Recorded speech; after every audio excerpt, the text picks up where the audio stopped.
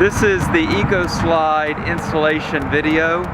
So the purpose of this video is to explain to you how to choose where to put the Ekoslides and then the basics of bolting them onto the switch. So the first step before you do anything is to determine how many Ekoslides you need, where they're going to go, and then to lay out the installation, all before you start bolting them on. Bolting them on is the easy part. First you need the configuration. So remember, every switch is different, and by that I mean the bolt patterns of many switches throughout the years have changed at anyone's railroad. You may have a mix of different standards, and you may just have some points that have been replaced over time. So therefore it's important to see how the bolt pattern is lining up over the ties. Now, to get us started, I want to use the Ekoslide instruction manual to point out a few important points.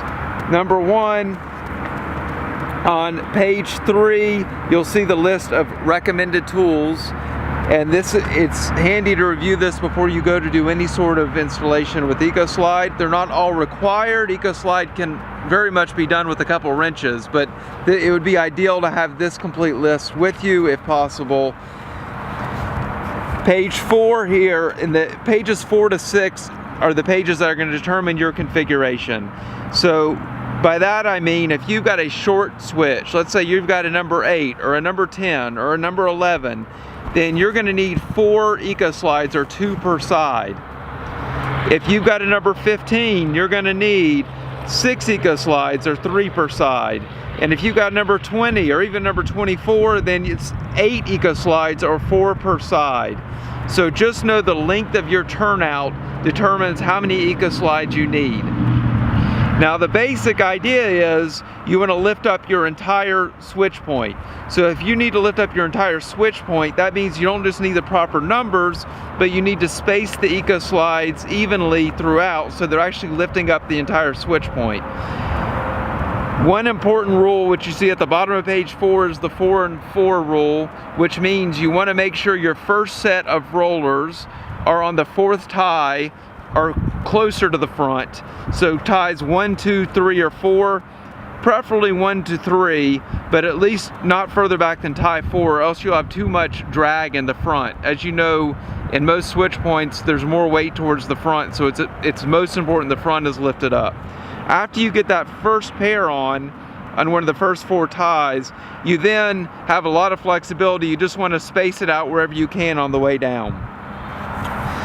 Moving on to page 5 and 6 together, I'll say both, you're going to see that the Ekoslides that you use are determined by the bolt spacing. So in ARIMA standard turnouts, your most common bolt spacings are 5-inch bolt spacing, 10-inch bolt spacing, and 15-inch bolt spacing. So for that reason, you've got 3 primary Ekoslides. You've got a CX, a CZ10, and a CZ15. So CX is for 5-inch bolt spacing, CZ10 is for 10-inch bolt spacing, and CZ15 is for 15-inch bolt spacing. There's one important exception on the 5-inch bolt spacing. There's CX, but for railroads that use the common standard, so BNSF, UP, and KCS, and any other railroads that may share their standards, will use both the CX and the CZ5. The difference is both are for 5-inch bolt spacing, but the CZ5 is lower because with common standard turnouts at the front of the switch, the ABR drillings are lower, so therefore you need a shorter Ekoslide. And this shows you again not just the standard bolt spacings, but you can see with the CZ10 and the CZ15 you actually have a lot of flexibility with these elongated holes and where you place Ekoslide. Continuing on the bottom of page 5, I'd just like to point out the sleeves. So these sleeves here are to handle different bolt diameters. So 2 little sleeves are included with each roller. If you have 1-inch diameter bolts, you do not need the sleeves. But if you have 3/4-inch diameter bolts or 5/8-inch diameter bolts, then you should insert these sleeves in the Ekoslide bolt hole so that you don't have so much play in there when you tighten down. When you're going to a turnout to retrofit with Ekoslide, what you're looking for is how the bolts are lining up over the ties. So similar to when I first started explaining on page 4 of the instruction manual that you need to get the proper number of Ekoslides for that switch, I then go on to say you want to get the first set and one of the first 4 ties. Well, by that I mean you need to see where the bolts are lining up over the ties so that you can get the roller to firmly roll on the tie plate. So looking at this first one here, but you can see that this first location could be an option for installing Ekoslide for the simple reason that you can put a roller right here and then it has room to slide. And you've got to have 2 bolts somewhat lined up over that tie. Moving on here, tie 2 is not an option because you only have 1 bolt here, so there's no way you could secure an Ekoslide. Same thing on tie 3. But now I come to tie 4, and tie 4, you see there's a plate right between the bolts, and if you measure, we're right at 15 inches. So this is an excellent example of where you can use a CZ15, which is the longest one, that covers that 15-inch center-to-center bolt spacing. This is an excellent example. Moving on here to the 5th tie though, this fifth tie is not an option, there's no bolts. Neither is the 6th. The 7th tie could theoretically be used, but you've got rivets here. So in this case, to use it, you'd have to cut the rivets and put bolts in instead. And then the last one we'll talk about is tie 8.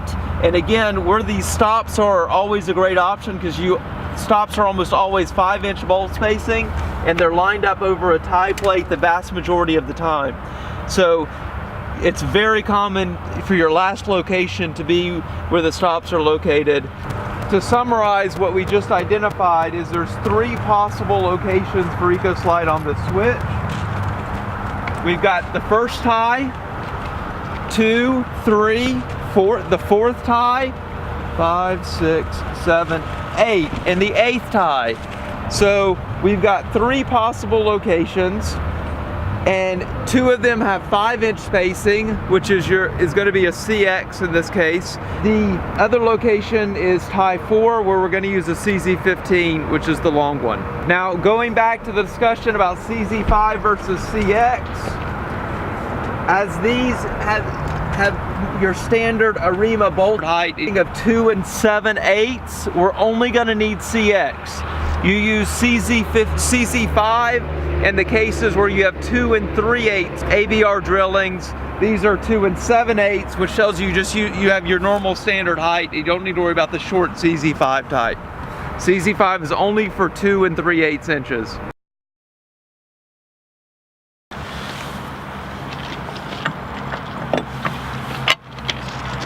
As you install the CX or the CZ5, notice that you need to shift it back and forth to get the washers and then the nuts on. This is completely normal, so just know as you tighten down, particularly with 1-inch diameter bolts such as these, there's not a lot of wiggle room.